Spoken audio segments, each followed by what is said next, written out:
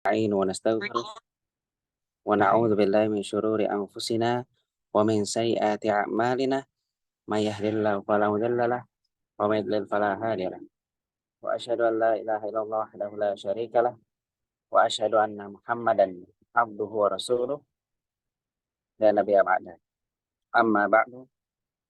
Puji syukur kehadirat Allah Subhanahu wa taala karena berkat rahmat, hidayah dan karunia-Nya kita dapat berkumpul di forum yang insya Allah semoga Allah muliakan. Dan juga serta salawat serta salam semoga curah kepada Nabi besar Muhammad Sallallahu Alaihi Wasallam yang dimana melalui tuntunan beliaulah kita dapat menikmati indahnya Islam dan ilmu pengetahuan hingga saat ini. Semoga kegiatan kita ke depan berjalan dengan lancar, sesuai harapan dan dapat memberikan sebanyak mungkin manfaat. Barakallahu fikum. Ya, perkenalkan saya dengan Tegar selaku moderator pada kajian pagi ini. Insya Allah dengan tema yang sudah diketahui bersama, yaitu membangun rumah tangga yang islami. Dan insya Allah bersama Al-Ustadz Mufi Hanif Thalib, LC, Hafizullah, semoga Allah menjaga beliau, keluarga, dan juga kaum muslimin dimanapun berada. Ya, adapun untuk pemateri pagi ini, yaitu Al-Ustadz Mufi Hanif Thalib, LC, Hafizullah, merupakan alumnus Universitas Islam Madinah dan juga salah satu pemateri UFIT TV dan juga penasihat akun Suamiku Surgaku. Sebagai informasi dan diketahui bersama bahwa kajian ini diselenggarakan oleh Suamiku Surgaku dan juga disponsori oleh Madu Al Mubarak dengan media partner yang banyak, bismillah, dari berbagai akun dakwah ya, yang sesuai tertera di layar Zoom kita bersama. Ya, kami ucapkan jazakumullah khairan kepada seluruh media partner dan sponsorship yang sudah berkenan menjadi bagian dari terselenggaranya kegiatan ini. Ya. Kepada para peserta, sebelum kajian dimulai, mari kita patuhi tata tertib yang perlu diikuti selama kajian berlangsung. Insya Allah nanti akan di-share melalui chat Zoom ini. Ya, baik. Mohon ditunggu.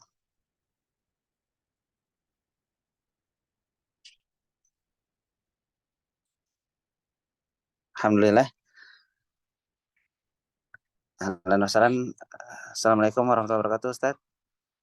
Waalaikumsalam warahmatullahi wabarakatuh. Bagaimana kabarnya, Ustaz? Alhamdulillah bikhair ya akhi. Gimana kabarnya antum, sehat? Alhamdulillah bikhair, Ustaz. Ya, mari kita Sekian kali. doakan. Kenapa, Ustaz? Ini pertemuan yang pertama apa sudah kesekian kali? Untuk pertemuannya sepertinya yang pertama, Ustaz. Mungkin Ana untuk moderator di kajian Suamiku Surgaku baru perdana, Ustaz. Oh, perdana, siap. Ya, kita doakan. Alhamdulillah Ustaz sudah hadir di forum kita pada pagi hari ini. Dan juga kita doakan Ustaz, keluarga, serta kaum muslimin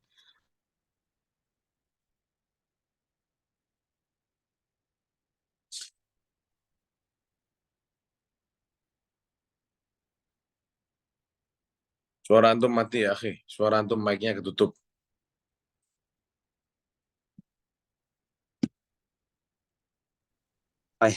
Afwan Ustaz. Ya, insya Allah Ustaz untuk pagi ini saya akan memandu kajian pagi ini. Jazakallah khairan sudah berkenan menjadi pemateri di tengah-tengah kesibukan Ustaz. Dan juga di bulan Ramadan ini. Barakallahu fiik Ustaz. Insya Allah materi akan disampaikan selama kurang lebih 50 menit. Kemudian insya Allah lanjutkan dengan sesi tanya jawab kurang lebih 30 menit yang akan dipandu oleh saya sendiri sebagai moderator. Untuk itu, waktu dan tempat langsung saja kami persilakan dengan segala hormat pada Ustadz untuk memulai materi. Nah, Bismillahirrahmanirrahim. Assalamualaikum warahmatullahi wabarakatuh. Waalaikumsalam warahmatullahi wabarakatuh. Alhamdulillah, nahmaduhu wa nasta'inuhu wa nastaghfiruh. ونعوذ بالله من شرور أنفسنا ومن سيئات أعمالنا من يهده الله فلا مضل له ومن يضلل فلا هادي له أشهد أن لا إله إلا الله وحده لا شريك له وأشهد أن محمدا عبده ورسوله صلى الله عليه وعلى آله وصحبه وسلم تسليما كثيرا أما بعد. Alhamdulillah, kita panjatkan puja dan puji syukur kita kepada Allah Subhanahu wa taala atas segala limpahan nikmat, rahmat dan karunia-Nya. Alhamdulillah Allah Subhanahu wa taala mempertemukan kita dalam platform ya Suamiku Surgaku yang alhamdulillah berusaha ya mereka berusaha untuk menyebar manfaat untuk kaum muslimin ya agar salah satunya bisa menjadi orang-orang yang baik, bisa menjadi orang-orang yang tidak salah jalan hidupnya, terutama dalam mengarungi rumah tangganya. Semoga Allah Subhanahu wa taala menjadikan kita hamba-hambanya yang dapat mengarungi rumah tangga dengan baik dan menanggung tanggung jawab sebagai istri atau sebagai suami ya. Salam serta salam tak lupa kita curahkan kepada Nabi kita Muhammad SAW dan juga kepada keluarga beliau, istri-istri beliau dan para pengikut beliau dengan baik sampai hari kiamat. Para jemaah yang dirahmati Allah, coba absen dulu. Ini ada 37 orang di sini. Siapa di sini yang duda? Raise hand. Yang duda raise hand.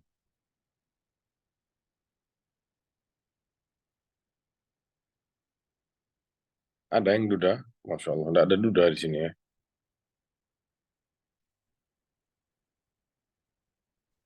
Sepertinya belum ada, Ustaz. Baik. Yang selanjutnya, siapa di sini yang janda?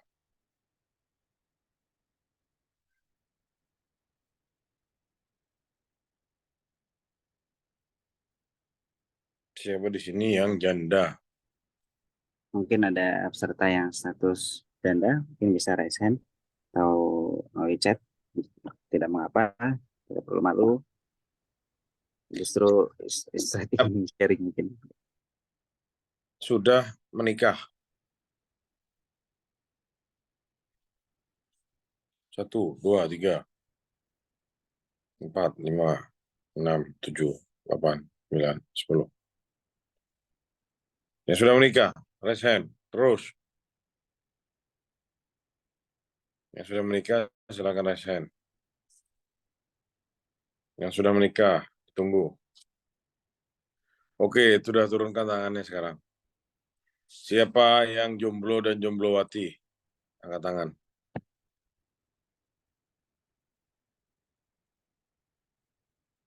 Siapa yang jomblo dan jomblowati? Diangkat tangannya yang jomblo dan jomblowati. Yang tadi sudah nikah diturunkan tangannya. Sekarang yang jomblo. 1, 2, 3, 4, 5, 6, 7. Yang lain? Yang lain yang tidak angkat tangan dari tadi, entah statusnya apa kita tidak tahu ya. Baik, sudah turunkan tangannya semua. Semoga yang belum menikah bisa segera menikah, ya dapat jodoh yang baik dunia akhirat, ya cocok, langgeng terus sampai mati ya. Amin ya rabbal alamin. Adapun yang sudah menikah, semoga Allah langgengkan rumah tangganya, ya dikasih anak-anak yang soleh dan soleh. Para jemaah rahmati Allah, judul kajiannya membangun rumah tangga di atas agama Islam atau secara Islami. Ya, ini masalah yang mungkin banyak di luar sana orang-orang yang membangun rumah tangganya di atas kesalahan. Yang mana kesalahan ini akan merembet kemana-mana yang merusak ya perjalanan rumah tangganya di kemudian hari. Contohnya, orang yang membangun rumah tangga dengan pacaran. Ya, banyak seperti itu pacaran. Atau perjodohan, ya saling tidak mau tapi dipaksa dijodohi, misalkan. Atau cara-cara yang lain yang tidak sesuai dengan syariat. Ya. Ini bisa berdampak negatif, berdampak berbahaya kepada bergulirnya kehidupan rumah tangga seseorang. Ya, karena dibangun atau tidak dibangun di atas pondasi-pondasi agama Islam. Ya, jadi Islam menawarkan kepada kita ya saat Islam melarang kita untuk berzina ya wala taqrabuz zina, jangan kau dekati zina kata Allah Subhanahu wa taala. Ya dekatin aja nggak boleh apalagi zinanya gitu ya. Wala taqrabuz zina, jangan kalian dekati zina. Ini bukan sama Islam terus tidak diberi jalan keluar. Islam memberi jalan keluar. Apa jalan keluarnya? Itu menikah. Sebagaimana Allah Subhanahu wa taala berfirman, "Wa ankihul ayama minkum ya wassalihina min ibadikum wa imaikum." Ya, nikahilah itu ya wanita-wanita dari kalangan kalian dan orang-orang soleh juga di antara kalian disuruh nikahi sama Allah Subhanahu wa taala. Nikahkanlah, nikahi. Yang punya anak perempuan disuruh nikahkan anak perempuannya, yang punya anak laki ya disuruh nikah anak lakinya. Ya, yang soleh-soleh disuruh nikah. Salah satunya itu. Bukti bahwasanya Allah SWT menghalalkan pernikahan. Ya, saat Allah mengharamkan perzinahan, Allah menghalalkan pernikahan itu yang pertama. Yang kedua juga Allah SWT sudah memberi isyarat. Min ayatihi ya, an khalaqalakum min anfusikum azwajan litaskunu ilaiha. Ya banyak orang di luar sana yang ingin melampiaskan hawa nafsunya supaya ya, tenang hidupnya. Orang yang nafsunya itu menggebu-gebu ya, dia tidak pernah tenang hidupnya. Ada sesuatu yang hilang ya. Allah yang memberikan syahwat kepada manusia, ya Allah yang ngasih jalan supaya syahwat itu disalurkan. Banyak orang-orang yang mungkin hidupnya agak merasa sempit, sesak ya karena hawa nafsunya ingin dia lampiaskan tapi dia tidak bisa lampiaskan, akhirnya dia lampiaskan itu dengan cara-cara yang tidak benar, yaitu berzina misalkan atau semua.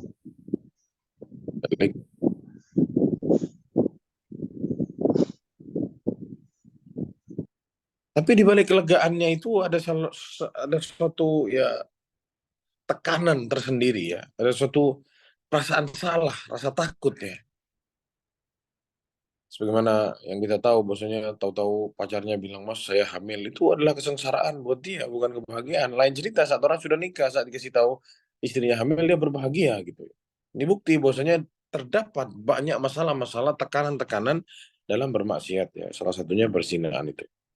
Jadi Allah Subhanahu wa taala berfirman, "Wa min ayatihi," dari tanda kebesaran Allah, "an khalaqalakum min anfusikum azwajan litaskunu ilaiha." Allah Subhanahu wa taala menjadikan bagi diri kalian sendiri itu berpasang-pasangan dari diri kalian, berpasang-pasangan supaya apa? Supaya kalian bisa hidup tentram nyaman bersama dia.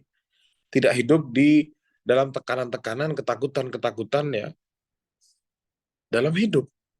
Tidak ya.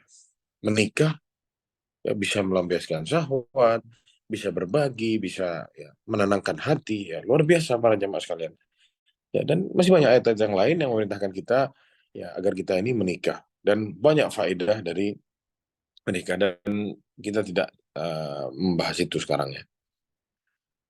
Intinya di sini yang mau disampaikan bahwasanya Allah Subhanahu wa taala memerintahkan kita semua untuk menikah ya sebagai ganti ya dari yang namanya perzinahan. Ya, zina adalah salah satu dosa dari dosa-dosa besar yang perlu sama kita dihindari. Ya, gantinya apa? Gantinya adalah menikah. Tata cara menikah gimana? Sama Islam pun tata caranya sudah diatur. Seseorang ingin membangun rumah tangga di atas Islam ini, ya sudah diatur sedemikian rupa oleh Allah Subhanahu Wa Taala cara-caranya. Ya melalui lisan Rasulullah Shallallahu Alaihi Wasallam juga. Ya, jadi kita tinggal tiru aja. Mudah sebenarnya, tidak sulit, sangat mudah. Dan ini menyelamatkan dua belah pihak dan saling istilahnya menguntungkan dua belah pihak. Sekarang ya orang pacaran, oh nikah harus pacaran dulu, oke. Sekarang pacaran misal. Anggap saja pacaran itu tidak ada hukumnya, anggap saja. Kita tidak bahas hukum pacaran ya. Kita tahu hukum pacaran haram. Anggap saja nikah itu tidak ada hukumnya, anggap saja. Kita mau hitung sekarang dari segi duniawinya saja, untung ruginya saja.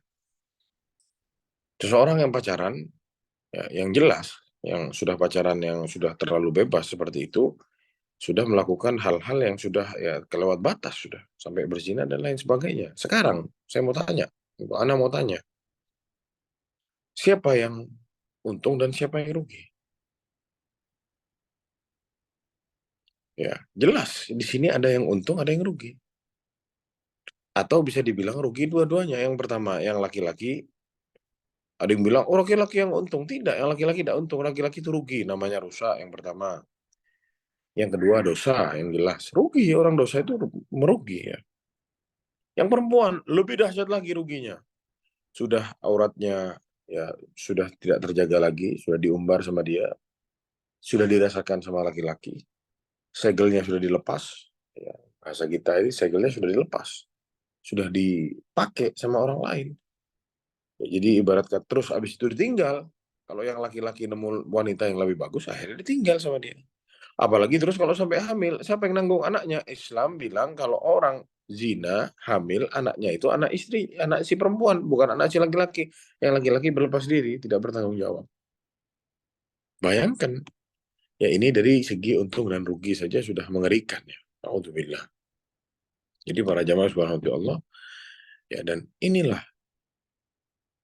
awal atau hal-hal yang oleh Islam diatur, itu sebenarnya untuk keuntungan kita semua. Ya. Menikah sekarang. Kita mau bangun nih dari awal nih, menikah nih gimana caranya? Supaya bisa rapi, terstruktur, ya aman, dan menguntungkan dua belah pihak. Yang pertama Allah SWT tadi sudah memerintahkan kita untuk menikah. Sekarang gimana cara menikahnya? Rasulullah SAW sudah ngasih tahu banyak hal. Yang pertama, cari siapa yang ingin dinikahi. Dari sisi perempuan dan dari sisi laki-laki. Ya, dan ini adalah penentu kelak engkau memiliki anak-anak yang baik, anak-anak yang soleh, dan anak-anak yang soleha. Ya, sekarang ini. Bukan nanti sudah nikah, baru gimana caranya supaya bisa anak-anak saya soleh dan soleha. Bukan nanti, sekarang. Dari awal mau nikah, cari pasangan, itu hari di mana engkau menentukan engkau mau punya anak soleh atau soleha atau tidak. Itu dari awal dulu saat memilih calon. Ya, ini pondasi ya dalam rumah tangga dan ini tidak bisa ditawar-tawar. Ini sudah diatur sama agama. Rasulullah SAW bersabda dari sisi perempuan dulu sekarang. Ya, bahwasanya Rasulullah SAW bersabda bilang sama ya bapak yang punya anak perempuan, "Idza atakum man tardawna dinahu wa khuluquhu fazawwiju." Kalau datang kepadamu orang yang baik akhlak dan agamanya, agama dan akhlaknya, dua-duanya baik, maka nikahilah putrimu dengannya. Nikahi laki-laki itu sama putrimu. Jika tidak, maka ini akan menjadi fitnah dan kerusakan di atas muka bumi. Lihat, ya ini isyarat dari Rasulullah SAW. Wanita itu disuruh nikah sama siapa? Disuruh nikah sama orang-orang yang baik. Itu yang pertama. Lalu pernah seorang Imam Hasan Al-Basri, rahimahullah, ditanya sama salah seorang bapak yang memiliki seorang putri yang ingin dia nikahkan. Katanya kata bapak ini, wahai Imam Hasan Al-Basri, saya punya putri, kepada siapa saya nikahkan putri saya ini? Kata beliau, kata Imam Hasan Al-Basri, la tuzawwij ibnataka illa min taqi. Jangan engkau nikahkan putrimu kecuali dengan orang yang bertakwa. Ya, kenapa demikian? Allah. Ya, orang baik agama dan akhlaknya ini tanda orang bertakwa kepada Allah Subhanahu wa taala. Kenapa kok disuruh nikahkan orang ya yang bertakwa? Kenapa disuruh nikahkan putrinya dengan orang yang bertakwa? Dua alasannya, kata Imam Hasan Al-Basri. In ahabbaha akramaha. Kalau dia cinta, dia akan memuliakan istrinya. Kalau dia cinta sama istrinya, cinta sama anakmu, dia akan muliakan putrimu itu. Wa in karihaha. Kalau ternyata dia benci sama putrimu itu, lam yadlimha, dia tidak akan pernah mendolimi putrimu. Jadi subhanallah, ini cara yang pertama, atau dari sisi yang perempuan. Sekarang kita pindah dari sisi yang laki-laki. Kriteria apa yang diperintahkan oleh Rasulullah bagi laki-laki untuk dinikahi? Rasulullah SAW bersabda, tungkahul mar'ah li'arba. Ya, wanita itu dinikahi karena empat alasannya. Yang pertama, li jamaliha, karena kecantikannya, atau karena hartanya, karena kedudukannya, dan karena agamanya. Wanita itu dinikahi ya karena empat poin ini. Ada yang nikahi perempuan karena kecantikannya, ada yang nikahin perempuan karena kedudukannya yang tinggi, ada yang nikahin perempuan karena dia orang kaya, ada yang nikahin perempuan karena agamanya baik. Tapi Rasulullah tekankan, kata Rasulullah SAW, fadfar bidzatiddin. Pilih yang agamanya bagus. Taribat yadak. Ya, engkau akan banyak untung. Ya, tanganmu akan berat. Maksudnya untung. Untung besar saat kamu punya istri yang baik agamanya. Jadi sangat jelas di sini ini dari awal sebelum ada bahasa mau nikah, cari dulu seperti apa, sudah ada kriterianya. Rasulullah sudah bilang, laki-laki cari yang baik agama dan akhlaknya, bukan agama saja atau akhlaknya saja, tapi dua-duanya. Yang perempuan dibilang agar lebih cari yang baik apa? Agamanya. Sudah jelas di sini. Ya, ini yang pertama-tama. Sudah selesai mencari, pindah ke sesi yang selanjutnya. Ya, ini ya proses saat seseorang ingin membangun rumah tangga yang sesuai dengan syariat Islam. Dilihat cara-caranya, diperhatikan kriteria-kriterianya, diperhatikan poin-poin yang sudah disampaikan oleh Rasulullah SAW, yang sudah ditetapkan oleh syariat. Kalau dia ingin selamat, ya bukan berarti yang sudah terlanjur buruk dia tidak bisa selamat, bukan. Tapi buat yang masih bersih, kapas putih, jangan dinodai sama kotoran-kotoran. Karena belum tentu kotoran itu bisa dibersihkan. Ya, jadi dari awal sudah diperhatikan dengan baik. Itu poin yang pertama, pondasi yang pertama, memilih pasangan dengan benar ya. Setelah itu, masuk ke sesi yang selanjutnya. Ada ta'aruf di sana. Subhanallah. Banyak orang-orang di luar sana, ya atau ada kata-kata yang bilang ta'aruf itu pacaran. Ya, ini kata-kata yang menyesatkan sebenarnya. Ya ta'aruf itu bukan pacaran. Ya, kita tahu pacaran itu seperti apa. Jadi ta'aruf itu bukan pacaran. Ta'aruf itu hanya ingin mengetahui ya pihak atau seseorang yang ingin dinikahi. Mengenal lebih dalam seseorang yang ingin dijadikan sebagai suami atau istri. Itu artinya ta'aruf. Ya bukan pacaran, WhatsApp diem-diem, ya diajak jalan, makan-makan di luar sama-sama, nonton bareng, gandeng-gandeng dan lain sebagainya, dan yang lain-lain yang mengerikan itu pacaran. Ta'aruf itu bukan begitu. Ta'aruf itu ada perantara yang sebenarnya ya ada di antara dua orang ini. Ya. Dan didahului dengan izin, minta minta izin ke orang tuanya dulu. Ya, ta'aruf, datang ke pihak yang laki-laki mendatangi pihak yang perempuan, ta'aruf. Ya. Sudah ada kecocokan di situ, baru nanti apa namanya nazar syar'i. Mungkin yang perempuan pakai hijab misalkan, ya yang laki mau lihat seperti apa.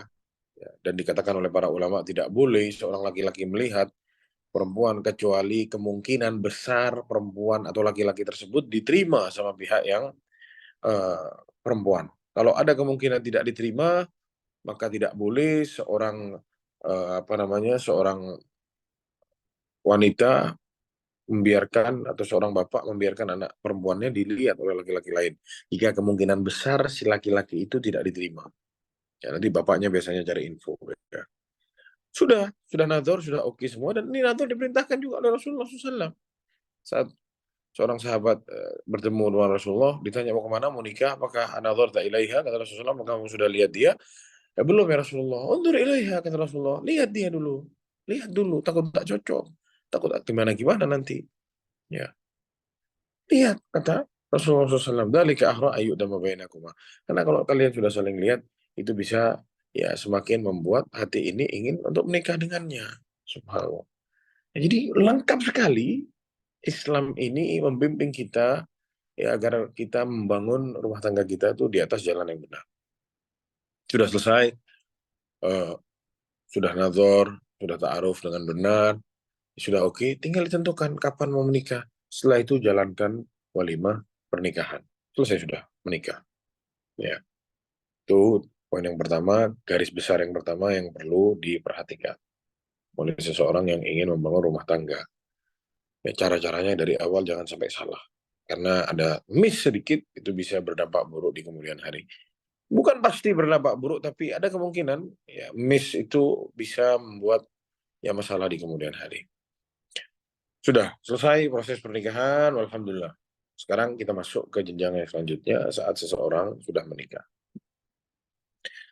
Dari sisi laki-laki, ya, sebagai suami, ya banyak tugas yang oleh Allah SWT dibebani kepada seorang suami. Mendidik, memberi nafkah, ya meluruskan kalau istrinya salah, tegas, yang baik, menggauli istrinya dengan baik, kasih waktu istrinya, ya lahir dan batin, kasih hak istrinya, dan yang lain-lain. Ya, tugas. Dan ini semua bisa dijalani hanya oleh laki-laki yang soleh ya, laki-laki yang baik, yang sama dia sudah dicari dari awal tadi. Banyak orang sekarang ya pacaran, terus habis nikah ya, atau nyari sembarangan laki-laki, habis nikah laki-laki itu dituntut untuk berbuat hal-hal yang berat, ya, yang mencerminkan ketakwaan. Ini tidak bisa, ya, karena dia bukan orang yang baik. Gimana mau menjalani itu semua? Nggak bisa gitu. Dan jangan salahkan yang laki-laki. Salahkan siapa yang mau nikah sama orang seperti itu. Ya dia yang salah. Kok mau nikah sama laki-laki seperti itu? Gitu. Ya, jadi makanya dari awal Anda bilang bahwasanya dari awal harus diperhatikan siapa yang mau kamu jadikan sebagai suami. Karena ini akan berpengaruh ke dalam hidupmu kelak. Kalau banyak dulu sayang-sayangan, dulu kasih-kasih hadiah, habis nikah hancur semua. Tidak ada seperti itu lagi. Hanya penyesalan saja. Ya, suami saya tidak seperti dulu. Oh, suami saya begini. Oh, suami saya begitu. Kok enggak kayak dulu ya? Iya. Jangan dipikir bertanggung jawab itu mudah.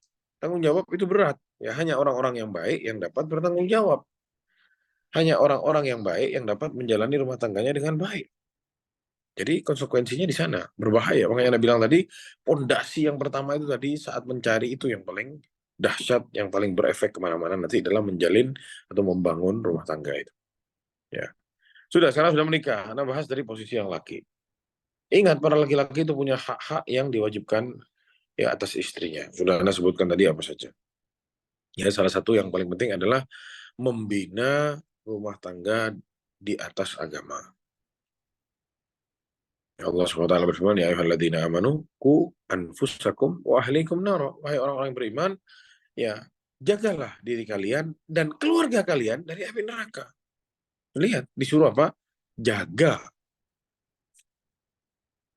Bapak, suami, jaga keluarganya dari api neraka.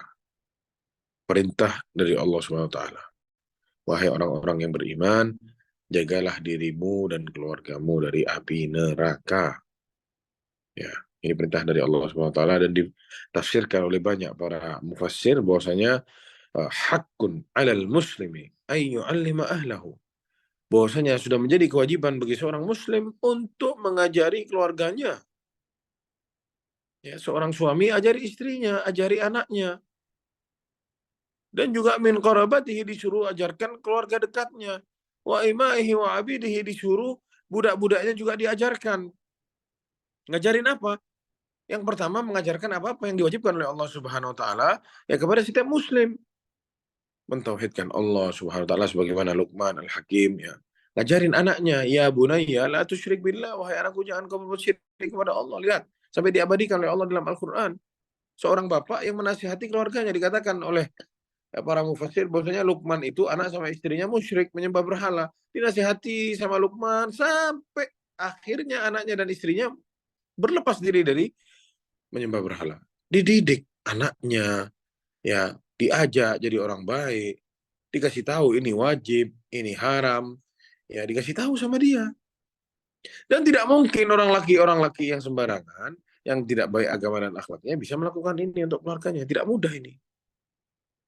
Jangan tiba-tiba orang-orang laki kita sembarangan cari nikah sembarangan ya hanya modal keren, modal mapan aja. Terus tahu-tahu istrinya bilang, kamu tidak pernah didik saya. Ya tidak bisa. Karena ini bukan hal-hal yang mudah. Gitu ya. Makanya disuruh cari dari awal laki-laki yang baik. Dan ini yang dikatakan oleh Ad-Dhahhak dan juga dikatakan oleh ya Muqatil bahwasanya eh, hak bagi setiap muslim untuk mengajari keluarganya. Harus. Dan ini juga disebutkan oleh Imam Ibnu Jarir At-Tabari dalam tafsirnya. Yang selanjutnya Rasulullah SAW bersabda, ya masalah orang tua ini, masalah suami, masalah bapak ke keluarganya, ke istri dan anaknya. Salah satunya juga Rasulullah SAW memberi isyarat. Kata Rasulullah SAW, muru abna'akum bisalah wahum abna'u sab'i sinin. Perintahkan anak kalian untuk sholat. Lihat, disuruh perintahkan. Siapa? Orang tua. Dimulai dari bapaknya. Sekarang bapaknya tidak sholat. Gimana dia mau suruh anaknya sholat? Ya, bapaknya sudah tidak benar. Gimana mau mencari berhayal anak-anaknya bisa jadi orang yang baik. Jadi ada indikasi di sini, ada isyarat dari Rasulullah SAW bahwasanya ada beban ya bagi setiap laki-laki untuk mendidik anaknya, mendidik istrinya. Makanya Rasulullah SAW juga mengatakan apa?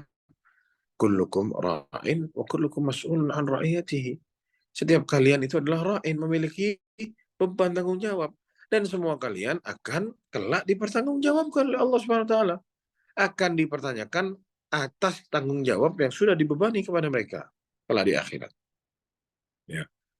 Para jamaah subhanahu Allah Subhanahu wa taala, yang selanjutnya kita pindah sekarang. Jadi itu ya, tadi sudah kita bahas sebelum menikah, sekarang sudah masuk ke pernikahan. Poin yang pertama adalah bahwasanya laki-laki ada beban berat di sana, yaitu untuk mendidik keluarganya, ya, untuk apa namanya, menggiring keluarganya, mendidik keluarganya, meluruskan keluarganya. Dan ini perlu ya ketaatan, perlu ilmu. Ya tidak mungkin orang tidak punya ilmu bisa meluruskan keluarganya, tidak bisa. Ya, jadi dari awal sudah dicari orang yang baik, orang yang berilmu, supaya kalau ada apa-apa kelak, dia tahu jalan keluarnya kemana, dia bisa bertindak, dia bisa tegas di sana. Tegas dengan baik, bukan tegas main pukul ya, tidak seperti itu. Dan orang yang berilmu akan tahu harus berbuat apa. Yang selanjutnya para jamaah sekalian, sekarang kita bahas dari sisi istri. Ya. Rumah tangga ini akan bahagia, akan baik, akan kuat jika istri taat kepada suaminya. Dan ingat, saat Ana mengatakan taat di sini, taatnya bukan mutlak, tapi taat dalam hal kebaikan. Atau hal-hal yang boleh, mubah misalnya. Adapun maksiat, tidak boleh seorang manusia taat sama siapapun itu. Mau orang tua, mau kepada suami, tidak boleh taat. Rasulullah SAW bersabda, la ta'ata li makhlukin fi maksiatil khaliq. Ya, tidak ada ketaatan kepada makhluk dalam rangka bermaksiat kepada Allah Subhanahu wa taala. Jadi di sini kalau kita bilang taat, berarti taat kepada hal-hal yang baik atau hal-hal yang mubah, ya, bukan hal-hal yang haram. Jadi pondasi ya rumah tangga itu bisa berdiri kokoh saat ya, tadi yang pertama suaminya mendidik istrinya, meluruskan keluarganya, dan yang kedua ya pondasi yang besar juga adalah saat istri itu taat kepada suami. Rasulullah SAW bersabda, satu hari Rasulullah SAW ya ditanya oleh seseorang, Ayun nisa'i khair. Rasulullah SAW, wanita apa yang baik? Wanita seperti apa yang baik? Kata Rasulullah SAW, allati tasurruhu idza nadhara. Yang membuat suaminya senang kalau suaminya lihat ke istrinya. Istri yang pandai bersolek, pintar cari hati suaminya. Ya, suaminya kalau lihat dia senang aja bawaannya. Ya. Wa tuti'uhu idza amara. Dan istri yang taat kepada suaminya jika diperintahkan oleh suaminya. Wala tukhalifuhu fi nafsiha wa maliha bima yakrah. Dan istri-istri yang tidak menyelisihi suami pada diri dan hartanya yang bisa membuat suaminya benci kepada dia. Ya. Hadisnya sahih, ya, diriwayatkan oleh Imam An-Nasa'i. Para jemaah subhanahu wa ta'ala, bagaimana rumah tangga itu bisa harmonis jika istrinya itu membangkang kepada suami? Mustahil ini. Ini sesuatu yang berat. Ya, dan tidak mungkin rumah tangga itu bisa harmonis juga kalau suaminya acuh tak acuh. Poin yang pertama tadi dilewat sama suaminya. Tidak ada meluruskan, tidak ada mendidik, tidak ada. Dibiarin. Istrinya mau maksiat dibiarin, istrinya tidak sholat dibiarin, lama-lama istrinya suka pergi-pergi dibiarin, semuanya dibiarin. Akhirnya apa yang terjadi? Hancur rumah tangga. Jadi dibutuhkan suami yang tegas dalam rumah tangga, berilmu, tahu harus berbuat apa. Mendidik keluarganya. Yang kedua, istri yang taat sama suami. Sebagai bawahan dalam rumah tangga, istrinya harus taat sama suaminya. Jika tidak, hancur rumah tangga. Ya. Ke kanan, istrinya ke kiri. Ke kiri, istrinya ke kanan. Apa terjadi? Ya, suaminya mencoba mendidik kebaikan kepada istri dan anaknya, tapi istrinya mencoba untuk merusak itu semua. Jadi, ya seakan-akan dia membangun gedung, tapi tidak pernah selesai gedungnya itu dibangun. Mau mendidik anak jadi anak-anak yang baik pun tidak akan pernah selesai. Kenapa? Bapaknya baik, ibunya tidak baik. Gimana jadi anaknya baik? Atau sebaliknya, ibunya baik tapi bapaknya rusak. Ya anaknya lihat bapaknya. Jadi tidak akan selesai masalah-masalah ini. Jadi harus ditopang dengan poin yang kedua ini, yaitu saat seorang istri taat kepada suami. Ini pondasi yang sangat penting saat seseorang ingin menjalin rumah tangga di atas agama Islam. Ya banyak di luar sana istri-istri yang tidak mau taat sama suaminya, lebih taat kepada bapaknya, lebih taat kepada ibunya. Ya ngapain nikah gitu? Ngapain menikah saat seorang istri tidak mau taat sama suami, masih pro kepada orang tuanya? Nggak usah nikah, berat-beratin aja, nambah-nambah dosa gitu ya. Merusak tatanan rumah tangga, merusak ya habitat atau merusak apa ya? Merusak tatanan hidup di atas muka bumi ini. Saat seorang istri tidak mau taat sama suaminya, kenapa? Anaknya jadi korban besok. Ribut, pecah, anaknya broken home, anak broken home, siapa yang didik? Ya, wallahu alam enggak tahu, entah didik bapaknya atau ibunya, rusak anaknya. Ya, merusak di atas muka bumi besok-besok anaknya. Dari apa awalnya? Dari istri yang tidak mau taat suami atau dari suaminya yang tidak acuh tak acuh ngurus keluarga. Itu poin yang kedua. Yang selanjutnya adalah ini poin-poin yang apa namanya berpengaruh juga dalam bergulirnya kenikmatan dan kenyamanan dalam rumah tangga ya. Punya anak. Ini masalah anak, ini masalah yang penting para jamaah sekalian. Banyak zaman sekarang ada kata-kata child free ya, ini jauh dari syariat Islam. Ini adalah sesuatu yang sudah di luar dari pondasi-pondasi atau pilar-pilar keluarga Islami. Saat seseorang bilang, oh saya tidak mau punya anak, ya ini sudah keluar dia dari jalur yang sudah ditata dalam agama Islam. Jadi punya anak ini ya sesuatu yang dianjurkan dalam Islam, bahkan punya banyak anak dianjurkan dalam Islam. Ya, karena kata Rasulullah SAW, idza matal insan inqata'a amaluhu illa min thalathat. Kalau seorang meninggal dunia, maka amalnya terputus kecuali dari 3 jalur. Min sedekah jariyah, yang pertama dari sedekah jariah dia. Selama dia hidup, dia punya sedekah jariah yang masih jalan. Wa ilmin yuntafa'u bihi, ilmu yang bermanfaat buat dia. Wa waladun soleh yad'u lahu, dan anak-anak yang soleh yang mendoakan dia. Bayangkan kalau dia punya anak 12 misalkan. 12 jadi orang soleh, doain bapaknya, doain ibunya, gimana? Wah, 12 kebanyakan, Ustaz. Ya, oke lah. Punya 3, 4, 5, 6. Banyak zaman sekarang orang punya anak 5, 6, bahkan sampai 7, 8. Ya, dari satu ibu. Seorang wanita melahirkan 8 anak atau 6 anak. Hal biasa. Ya, bayangkan kalau dia mati yang doakan anak-anaknya. Anak-anak soleh semua. Subhanallah. Jadi, ya ini juga anak-anak ini membawa kedamaian dalam kehidupan rumah tangga. Yang mungkin dulunya suka ribut, karena sekarang ada anak, dia bisa meredam ributnya. Kenapa? Tidak enak sama anaknya. Kasihan anaknya lihat orang tuanya ribut. Dan manfaat-manfaat yang lain dalam rumah tangga. Jadi kalau sudah dia keluar dari jalur ini, oh saya tidak mau punya anak, sudah. Ini berat para jamaah sekalian ya. Ini berat. Dulu Rasulullah Shallallahu Alaihi Wasallam ya, pernah didatangi oleh seorang wanita atau seorang laki-laki. Kata beliau, ya Rasulullah, aku menyukai seorang wanita terhormat ya, dan cantik pula. Namun sayang, wanita itu mandul. Katanya, laki-laki ini apakah boleh aku menikah dengannya? Ya, ya. Rasulullah bilang, jangan. Lalu orang ini nanya lagi kepada Rasulullah SAW kedua kalinya. Masih tetap juga dilarang oleh Rasulullah SAW. Sampai ia datang lagi ke Rasulullah SAW yang ketiga kalinya, lalu Rasulullah langsung menjawab dengan satu hadis yang kita kenal hadisnya. Kata Rasulullah SAW, tazawwajal wadudal waduda fa inni mukathirum bikumul umam yawmal qiyamah. Ya, nikahilah wanita-wanita yang penyayang dan yang subur, bisa punya banyak keturunan. Tahu dari mana? Ustadz, kok ini wanita subur tidak subur? Lihat ibunya, atau lihat bibik-bibiknya, banyak anaknya atau tidak. Lihat neneknya, biasanya keturunan. Ya, perempuan seperti itu. Karena aku bangga, kata Rasulullah SAW, jika umatku kelak banyak di hari kiamat. Rasulullah bangga. Ya, membuat Rasulullah SAW bangga.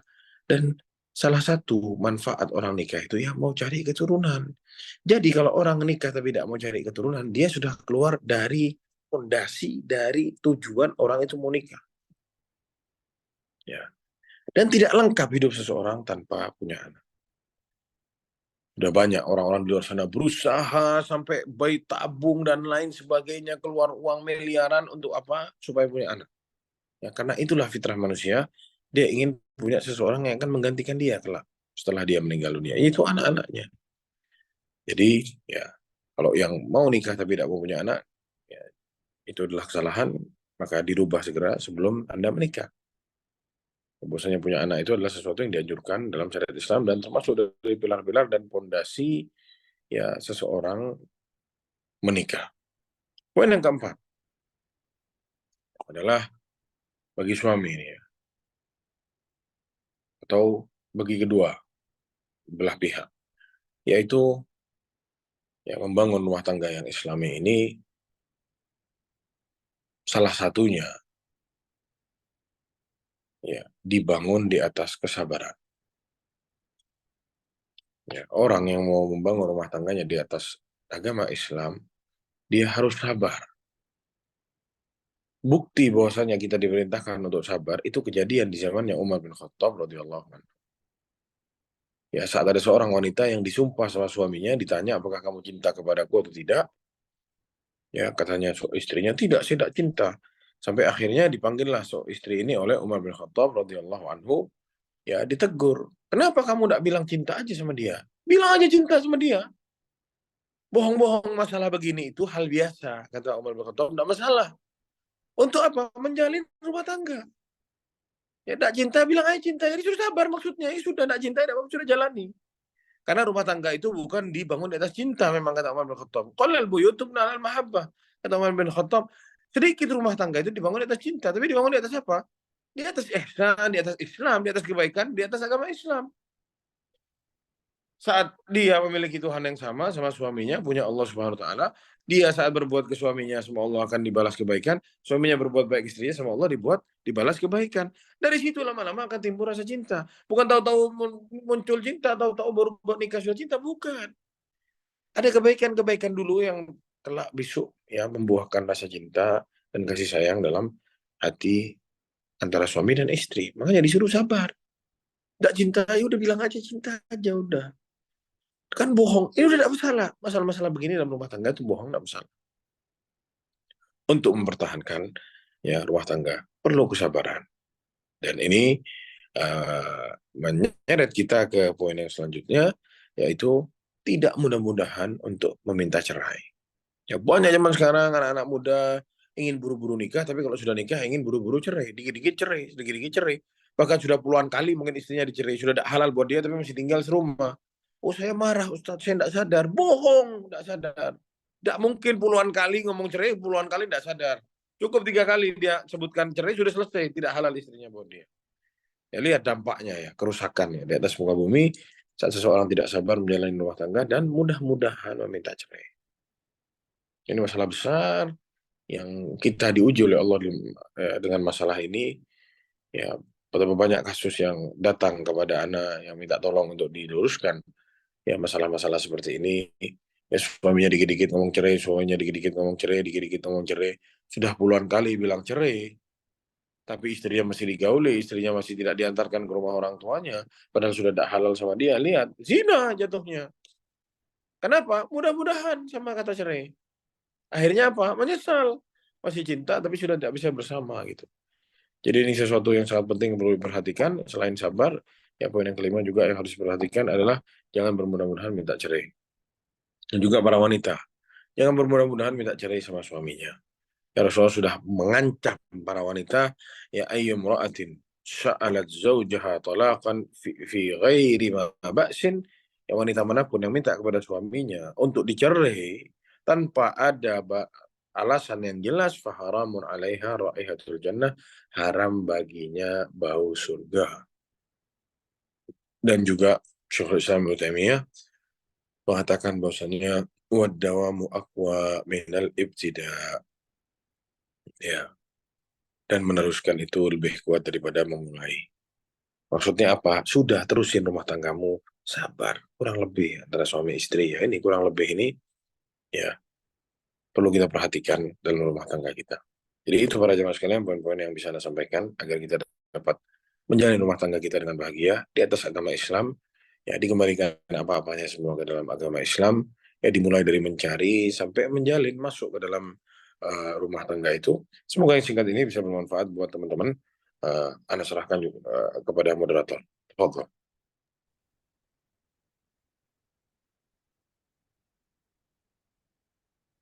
Masya Allah. Masya Allah, Alhamdulillah. Insya Allah nasihat Ustadz cukup lengkap ya, mungkin untuk ikhwafillah semuanya, untuk yang sebelum menikah maupun yang sudah menikah.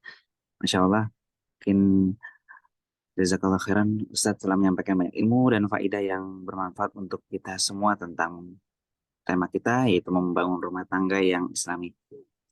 Baik, mari langsung saja kita buka untuk sesi tanya jawab.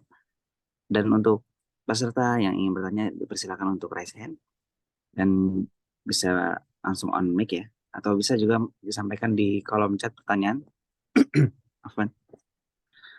Ya, jadi dipersilakan jika ada yang nanya secara langsung raise hand ataupun melalui chat.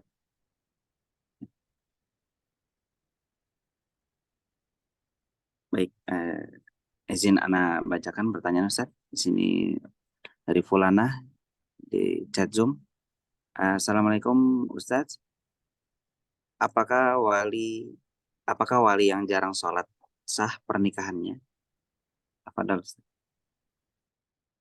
Selama wali itu belum dihukumi kafir, maka sah perwaliannya. Tapi kalau walinya kafir, pindah ke jajaran wali yang setelahnya. Itu yang Anda tahu. Wallahu a'lam bishawab. Orang jarang sholat itu diperdebatkan sama para ulama kafirannya. Ya, jadi harus diingatkan. Kita tidak boleh sembarang-sembarang mengkafirkan orang. Itu yang bisa saya jawab. Wallahu a'lam bishawab. Baik, barakallahu fiik Ustaz. Ya, baik dipersilakan uh, Elvina Umu Umar untuk pertanyaannya. Baik. Bismillah, bagaimana kondisi yang disyariatkan jika wanita ingin meminta cerai, Ustaz? Ya, apa yang pertama alasannya apa? Itu saat alasannya tidak syar'i, tidak boleh. Akhirnya kena ancaman tadi, tidak mencium bau surga, haram baginya bau surga. Tapi kalau dia punya alasan yang syar'i, datang ke KUA, ya sampaikan gugatannya apa. Jika alasannya syar'i, nanti biar KUA yang memutuskan. Jadi itu namanya gugatan khulu ya, saat istri minta apa namanya minta cerai ke suami, itu namanya khulu. Dan nanti ada harta yang dikembalikan ke suaminya, ada penukaran harta. Tidak boleh serta-merta minta cerai, tapi terus sudah begitu aja. Tidak bisa. Khulu itu dikatakan khulu saat si istri mengembalikan harta ya ke suami, ngebayar dirinya, menebus dirinya ke suaminya dengan harta. Itu khulu. Sebagaimana kejadian dulu di zaman Rasulullah SAW, seorang wanita minta cerai kepada Rasulullah, saya tidak mampu saya hidup sama suami saya ini, ya entah kenapa tidak disebutkan alasannya. Ya, kata istrinya dia bukan orang yang tidak baik, tapi saya tidak bisa melayani dia daripada saya dosa. Ya Rasulullah, akhirnya kata Rasulullah, kamu mau balikin kebunnya yang dikasih, kata Rasulullah. Maharnya mau dibalikin. Saya kembaliin, kata yang perempuan. Dikembalikan maharnya, terus sama Rasulullah disuruh perintahkan, sudah, lepas istrimu. Ya sudah, khulu gitu. Jadi khulu itu ada keistimewaannya, dan ada daenaknya. Daenaknya perempuannya harus bayar. Enaknya apa? Tidak ada idahnya. Ya, enaknya khulu seperti itu. Kalau cerai, istri tidak bayar apa-apa, tapi ada idahnya selama 3 kali bersih dari haid, baru setelah idahnya selesai, belum suaminya tidak rujuk, ya sudah cerai baru. Jadi itu masih dalam hak. Jadi selama idah itu masih hak suaminya gitu. Nggak boleh dia pergi dari rumah suaminya seperti itu. Tapi kalau khulu sudah selesai, habis. Tapi dia harus membayarkan harta ke suaminya. Itu yang bisa jawab. Allahu a'lam bishawab. Baik, barakallahu fiik Ustaz. Untuk pertanyaan selanjutnya melalui chat Zoom juga. Bismillah, Ustaz, bagaimana tips membangun rumah tangga yang taat beragama dalam kondisi LDM atau mungkin long distance marriage? Ya, ini berat ya. Anda bisa bilang berat. Kenapa? Karena tidak salah satu sosok dari rumah tangga itu hilang. Ini berat. Ya, istri tidak mampu untuk sendiri mendidik anak itu sebenarnya mampu aja tapi kurang gitu. Tidak sempurna. Ya, apalagi anaknya laki, dia harus punya contoh saat sholat, azan, bapaknya sholat ke masjid, dilihat sama anaknya, bapak sholat di masjid gitu kan. Ramadan, terawih gitu. Bapaknya berangkat ke masjid, sholat terawih. Itu ada pendidikan yang sebenarnya silent, diem, tapi mendidik gitu. Ini yang tidak ada dalam long distance marriage itu. Jadi berat ya. Nah, aku ini sesuatu yang sangat berat. Makanya dulu saat anak nikah, anak tidak mau buru-buru punya anak karena waktu itu anak masih kuliah di Madinah, istri di Indonesia. Jadi anak putuskan untuk kosong 2 tahun, tak punya anak gitu. Karena anak tidak mau istri sendiri ya pegang anak di sini, sedangkan anak tidak ada. Jadi ini sesuatu yang berat, tapi ya coba diobrolkan sama suaminya mau sampai kapan LDM. Ya ini perlu dipertimbangkan ya karena ini berpengaruh pada mental anaknya, kepada ya keharmonisan rumah tangganya juga. Ya Allah alam bishawab. Ya, jazakallah khairan Ustaz. Untuk pertanyaan selanjutnya dari Fulanah juga. Eh, Ustadz, bagaimana jika selama berumah tangga, peran suami mencari nafkah saja? Sebagai istri inginnya turut serta membantu dalam mendidik anak. Ya, jadi sebagai istri ingin dibantu oleh suami untuk mendidik anak, dan juga istri ingin dididik, diayomi oleh suami. Terkadang merasa berjuang sendiri untuk membangun rumah tangga yang islami.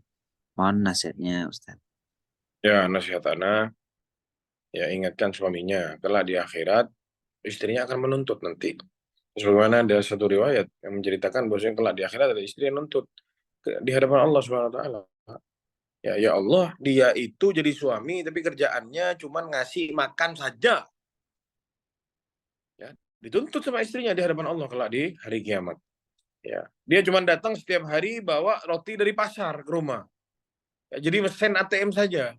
Duit tinggal pencet keluar uang gitu ya. Bukan itu tugasnya suami, bukan itu. Tapi tugasnya suami itu yang paling berat, yang paling utama adalah ku anfusakum wa ahlikum naro. Itu yang paling berat. Itu yang paling utama. Bukan cari nafkah, bukan cari uang tuh gampang. Perempuan juga bisa cari uang sebenarnya zaman sekarang ya. Bisa jualan online lah, apalah. Tapi bukan itu. Memang itu adalah ya keutamaan yang Allah berikan pada laki-laki mencari nafkah dan diperintahkan, ditekankan oleh Allah disuruh cari nafkah.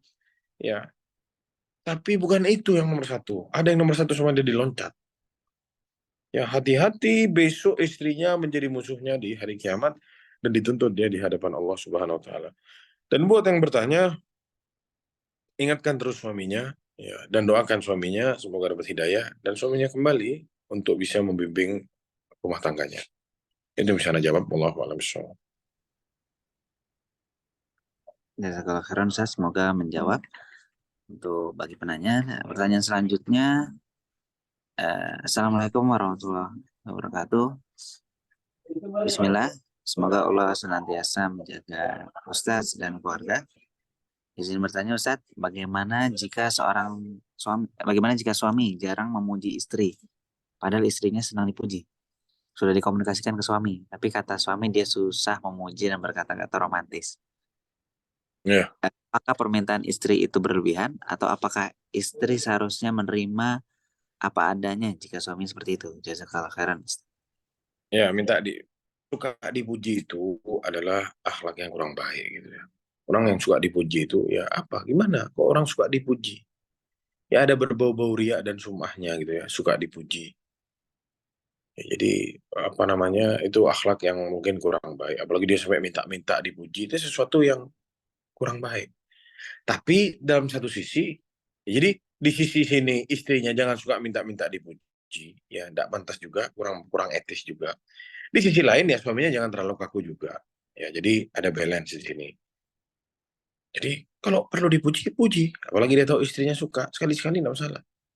Istrinya juga terus bukan minta-minta, terus kalau tidak dikasih dia tidak terima, seakan-akan hak saya untuk dipuji. Ya tidak gitu juga gitu ya. Tuh adminnya sampai senyum-senyum tuh kan, lucu soalnya ini. Minta dipuji, jangan suka minta-minta dipuji gitu ya. Dan juga jadi suami jangan kaku-kaku amat gitu ya. Kasih haknya istrinya pada tempatnya. Masa lagi makan enak bilang, mantap nih masakannya luar biasa, paling enak. Udah, ya jangan terus-terusan berlebihan puji-puji ya, tidak baik juga gitu. Akhirnya nanti suatu saat tak dipuji dia pikir buruk gitu, harus dipuji terus. Repot juga suaminya nanti. Jadi istrinya jangan berlebihan, suaminya juga jangan terlalu kaku. Begitu aja rumah tangga supaya berjalan terus tarik ulur tali ulur ya. Jadi ngeri-ngeri sedap terus gitu kan, enak gitu jamaah. Ya Allah alam shawab. Jazakallah khairan Ustadz. Baik, Ustadz qadarullah, saya seorang istri yang masih satu atap dengan orang tua suami. Di situ juga ada adik ipar laki-laki. Suami seperti tidak ada jiwa pemimpin karena hampir setiap keputusan bertanya ke orang tuanya. Anak ingin mengontrak agar lebih leluasa membangun rumah tangga secara mandiri, lebih dalam hal mendidik anak yang seringkali beda versi dengan orang tua. Tapi qadarullah belum diizinkan oleh orang tua suami. Mohon solusinya, Ustaz. Ya, itu masalahnya bukan di istrinya, tapi masalahnya di suaminya. Jadi percuma anak ngomong sama istrinya juga percuma kan. Yang masalah kan suaminya. Ini yang bertanya istrinya kan. Jadi nasihat Betul. anak buat sekarang, ya bersabar dulu. Ya, berdoa sama Allah yang banyak, ngobrol yang enak sama suaminya. Mau sampai kapan seperti ini? Mau sampai kapan tidak bisa memutuskan keputusan? Ya, tanya sama suaminya. Kita lihat apa jawaban suaminya. Kalau Anda mau nasihatin, Anda harus berhadapan dengan suaminya. Antara laki-laki dengan laki-laki gitu. Ya, jadi kalau Anda menasihatkan suaminya lewat istrinya, ya tidak nyambung juga. Karena ada suatu perasaan di laki-laki yang tidak dirasakan sama wanita gitu. Jadi nasihat sekarang sementara untuk istrinya, sabar, diterima dulu. Selama suamimu bukan orang jahat, suamimu baik-baik saja sama kamu, ya kurang-kurang sedikit, ya tidak ada orang yang sempurna gitu ya. Itu yang bisa Anda sampaikan sekarang. Allahu a'lam bishawab. Ya, baik Ustadz. Ya, mungkin faidah yang saya sampaikan tadi biar suami istri bisa ikut kajian bareng-bareng Ustadz ya. Ya. Kalau tidak, Baik. Eh, dapatlah dua-duanya tuh. Mana yang apa salah, tahuan Pak? gitu kan. Assalamualaikum. Izin bertanya Ustadz, apakah kita boleh menerima ta'aruf seorang laki-laki yang baru berhijrah dan belum banyak memiliki ilmu agama? Ya, intinya begini. Orang menikah itu sebenarnya bukan harus banyak ilmu agama, tidak. Ya, jadi ulama kalau banyak ilmu agamanya. Ya, kita tidak disuruh nikah sama ulama, tapi disuruh nikah sama orang baik, akhlak dan agamanya. Agama seperti apa? Ya saat dia menunaikan sholat, dia puasa, dia menjauhkan dirinya dari yang haram, ya kerjaannya halal, ya ya begitu. Itu sudah kriteria orang baik dan akhlaknya baik, tidak rusak gitu. Ya, itu sudah masuk kriteria orang yang pantas untuk menikah, dinikahi. Dia kerja, cari nafkah, ya sudah sampai di situ. Bukan harus jadi ulama, banyak ilmu agama ya ulama namanya kalau banyak ilmu agamanya. Ya, dan Anda tidak yakin si penanya ini siap untuk menjadi istrinya seorang ulama gitu ya. Nanti disalah-salahin terus dia sama ulama itu. Oh kamu salah, kamu harus begini, oh, kamu harus begitu. Lama-lama sumpah juga dia kan digituin. Jadi seperti itu. Ya nikah cari yang sekufu, yang baik, agama. Dia jalanin kewajiban-kewajiban. Dia puasa, dia menjauhkan yang haram, dia mencukupkan diri sama yang halal. Itu sudah kriteria orang baik gitu. Kalau sudah nemu sama orang kayak gitu, Bismillah. Tahu dari mana? Ya itu perlu diusut. Harus kajian lagi, satu pertemuan lagi kajian. Ya, panjang itu. Atau ada kajian tentang pranikah ya. Anda pernah bikin kajian tentang pranikah. Ada di YouTube. Juga ada beberapa kali pertemuan dari awal sampai pernikahan. Ya, jadi cukup cari orang yang baik agama dan akhlaknya. Tidak harus banyak ilmu agama, bisa baca kitab, gundul. Ya tidak perlu jamaah ya. Tidak gitu-gitu amat gitu. Jadi seperti itu. Dia nemu orang yang baik, akhlaknya baik, diajak ngobrol nyambung. Bismillah. Niat baik, insya Allah Allah kasih jalan nanti. Bukan harus ya, yang laki nyari yang ustadzah, hafid Quran. Ya, kalau tidak hafid Quran berarti tidak tahu agama. Ya, ya enggak juga. Nggak harus seperti itu. Penting dia sholat, dia puasa, dia jaga waktu-waktu, dia perhatikan ibadahnya sama Allah Subhanahu Wa Taala, taat sama orang tua misalkan. Sudah itu sudah tanda dia itu orang baik. Bismillah nikahi. Ya, bukan harus begini, harus begitu, ya harus banyak-banyak. Hafal ini, hafal itu ya tidak juga seperti itu ya. Jadi itu yang bisa Anda jawab. Wallahu a'lam bishawab. Ya, baik. Ya, kalau khairan Ustaz, eh, baik. Di sini ada pertanyaan selanjutnya dari Fulana. Bismillah Ustaz, istri jarang, apakah berdosa jika sebagai istri jarang bersolek saat suami pulang? Karena seringnya sudah lelah seharian dengan pekerjaan rumah. Dan suami alhamdulillah tidak pernah protes dan memaklumi. Ya, ini bilang dosa sih enggak ya. Tapi kalau dia bisa bersolek ya itu lebih baik gitu aja singkatnya. Wallahu a'lam bishawab.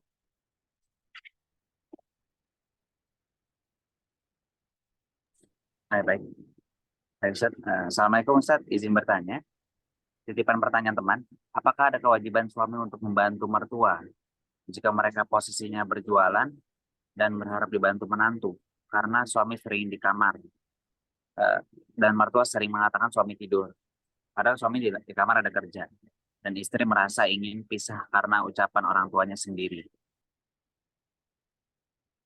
Ya udah ada, menantu diwajibkan untuk bantu mertua itu sudah ada sebenarnya. Cuman etikanya tinggal serumah lihat mertuanya susah ya masa tidak dibantu gitu kan. Ya kecuali dia ada kerjaan yang tidak bisa buat dia membantu ya sudah mau apa kok dipaksa orang disuruh bantu gitu. Anda tidak bisa lagi ada kerjaan misalkan ya sudah jangan saling memaksa. Tapi kalau lagi senggang bantulah. Etikanya seperti itu jahat. Oh, jahat betul lihat orang tua susah kok tidak dibantu gitu. Kita lihat orang tidak kenal di pinggir jalan aja sama kita dibantu, masa kita lihat mertua kita kesusahan kita tidak bantu. Kan mana etikanya gitu. Ya adab dan akhlaknya kemana gitu. Jadi kalau harus bantu ya tidak ada. Tidak ada ayatnya, tidak ada hadisnya. Harus kamu bantu ya tidak ada. Ya semampunya semua kita tuh semampunya. Cuman mana etikanya lihat orang kesusahan sama kita tidak dibantu kan tidak punya etika berarti. Begitu aja singkatnya. Dan sampai sampai minta bisa juga yang perempuan ini lebay sekali gitu. Ya sampai mau minta bisa ya itulah bahayanya berumah tangga bareng sama mertua. Jadi tidak selesai-selesai masalahnya.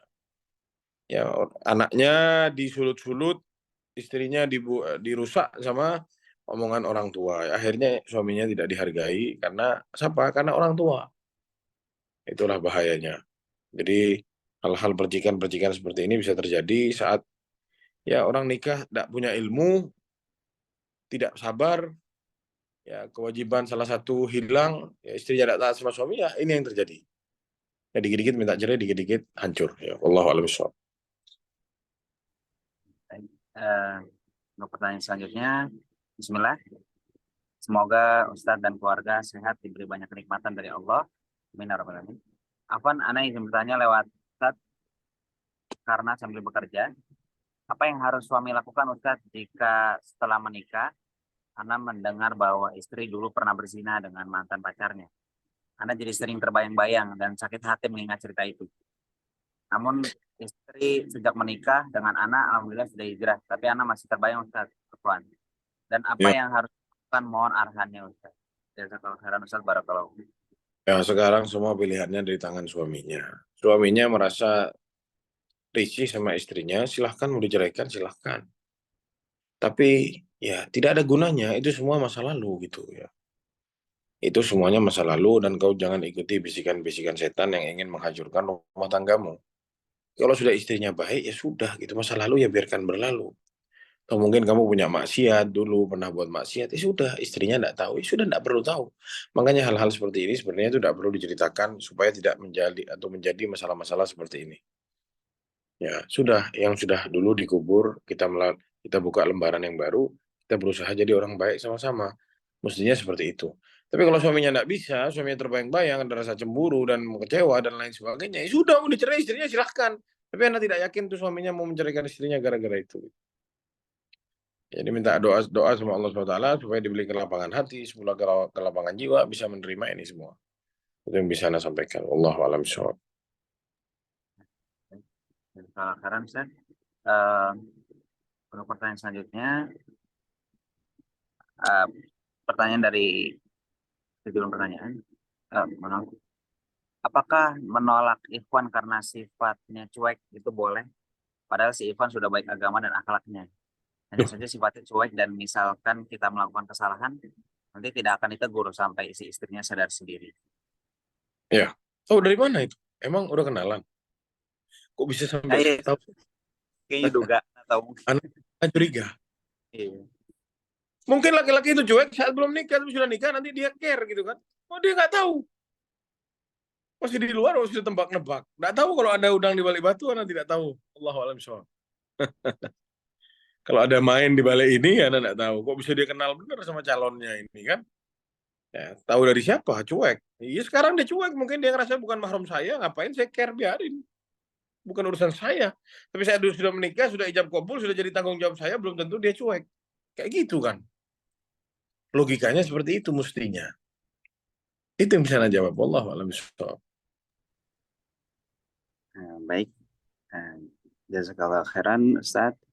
untuk jawabannya. Semoga menjawab dari pertanyaan-pertanyaan dari peserta. Untuk hingga saat ini belum ada pertanyaan lagi, Ustadz. Baik. Jika tidak ada yang ditanya, kita cukupkan kajiannya. Anak mau jemput anak-anak sekolah nih, udah bubar sekolah kayaknya.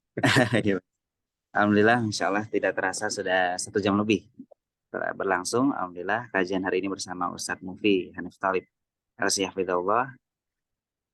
Kami mohon maaf jika ada pertanyaan yang belum sempat terjawab, namun seperti sudah terjawab semua ya oleh Ustadz.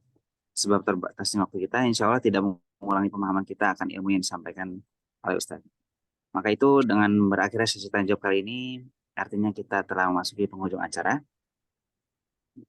Namun sebelum saya akhiri, mohon nasihatnya Ustadz sedikit sampaikan pesan penutup untuk kami semua sebagai closing statement.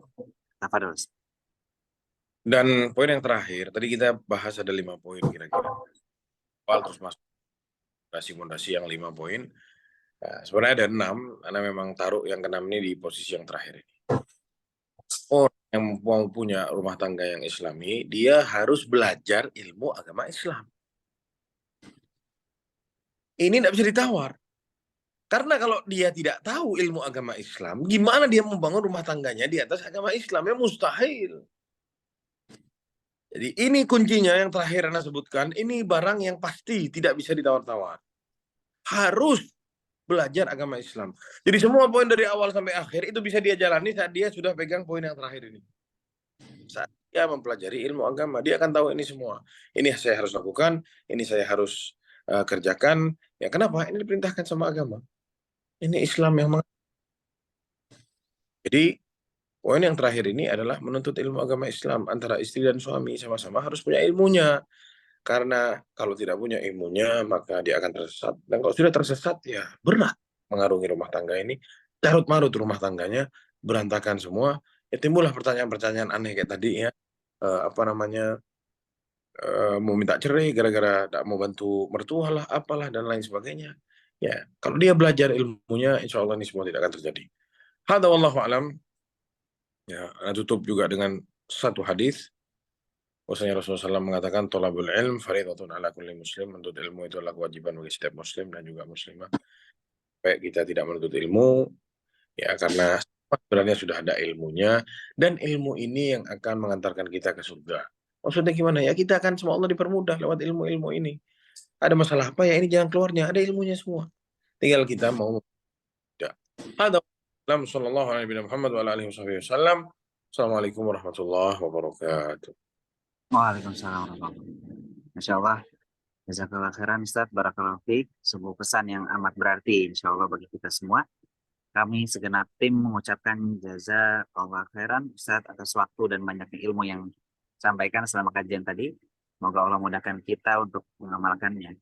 Begitu, mari kita tutup kegiatan ini dengan bersama kafaratul majelis. Subhanakallah wa bihamdik. Asyhadu an la ilaha illa anta, astaghfiruka wa atubu ilaik. Alhamdulillah. Baik, kami persilakan Ustadz untuk dapat kembali melanjutkan aktivitas hari ini. Kami mohon selaku panitia penyelenggara mohon maaf apabila ada kekurangan Ustadz, mungkin dari saya sendiri sebagai moderator maupun dari panitia. Jazakallahu khairan, barakallahu fiik. Assalamualaikum warahmatullahi wabarakatuh. Semoga Ustadz keluarga sehat selalu Ustadz. Dan waktu. Assalamualaikum. Selanjutnya kepada para peserta ikhwas sekalian, kami ucapkan juga jazakumullah khairan telah khidmat dan tertib selama mengikuti kajian hari ini. Segenap panitia mohon maaf apabila ada yang kurang berkenan di hati antum sekalian, hati antum sekalian. Semoga acara ini bermanfaat dan menjadi berkah untuk kita semua. Amin Allahumma. Insya Allah kami akan rutin menyelenggarakan kajian serupa setiap bulannya. Silakan ikuti update informasi kegiatan kami di sosial media Suamiku Surgaku. Ya, jadi sosial media kita itu @suamikusurgaku. Ya. Baik. Mohon tunggu sebentar.